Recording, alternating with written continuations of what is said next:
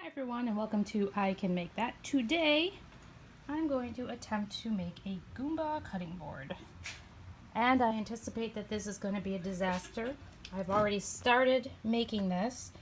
Now I've seen people do this online on YouTube, and they usually cut these bricks up and everything glues up nicely together, and I have absolutely no idea how they're managing to do this, because when I'm cutting my bricks, this is how they look. This is not going to glue up nicely, as you can see. And I'm going to put these together, even if I sand the edges, which I plan to, which will be fun because there's well over 200 bricks that I'll need to do. But I glued up this one with 1,000 clamps here.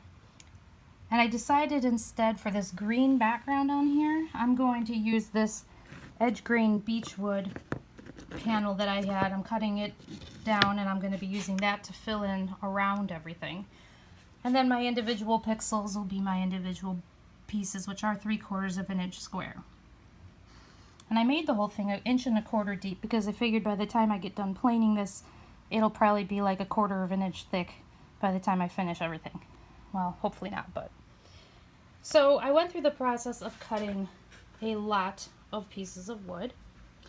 They all started out as big pieces. I'm using things like Padook. I cut it down on my table saw, and then I used my sled and cut it down into the pieces I needed. So I've got my Padook, Wengi, and maple, and then everything will be surrounded by beechwood. So I started up by, as I said, sanding all the pieces. And I can already see that there's some gaps that don't make me very happy. Even after I glued the first 3 lines individually and then glued them together to try to squeeze them as tight as I could, I'm still seeing some gaps. So I don't know. I'm trying to think of what I can do to solve that problem. Maybe I'll pour resin on it lightly to fill in all the cracks at the end, and then I'll sand it all down. That's one option, maybe, to fill in any gaps that I have. But I can tell you this. This is not a cheap project. A piece of this Padook, and I had to use 2 16-inch long pieces of this. And one piece of this is around $30, $40. So I've already invested 20 bucks in Padook alone. And then you've got the beech. And you've got the Wengi, which is super expensive.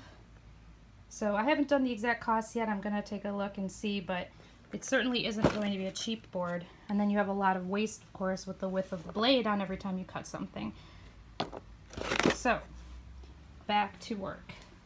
Alright, so I've got everything all lined up at this point, and it looks really cool. I need to still cut all the pieces to fill in around the edges, but for the most part, it's coming together. I think what I'm going to do is I'm going to take each row and I'm going to run it through my drum sander after I glue it all together so that it's nice and smooth, so at least the joints going that direction should all match up, but I'm not positive. That's what I'm thinking I'm going to do. So I've taken tuck tape and I've wrapped it around 2 straight pieces of pine. Then what I'm going to do is go in here and glue all of these together. I'm going to clamp this on either side of this to keep them as straight as possible, and then I'm going to clamp them this direction as well. So each piece of my Goomba board was glued in a row, and now I'm going to be going through the drum sander and putting through all of these pieces so that I at least can get the 2 sides smooth to glue them up. Alright, so the drum sanding is done, and now I'm able to glue up all of these joints nice and tight against each other. And my Goomba is definitely looking pretty good right now. It's going to look a lot better after I get done finishing it.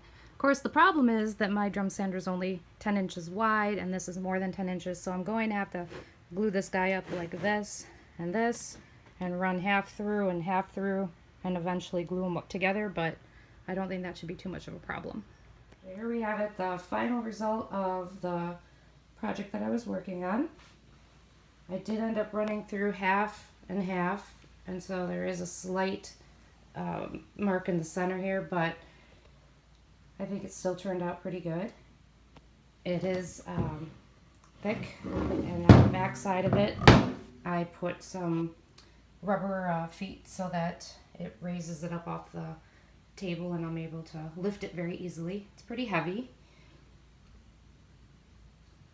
And there we go. Thanks for watching.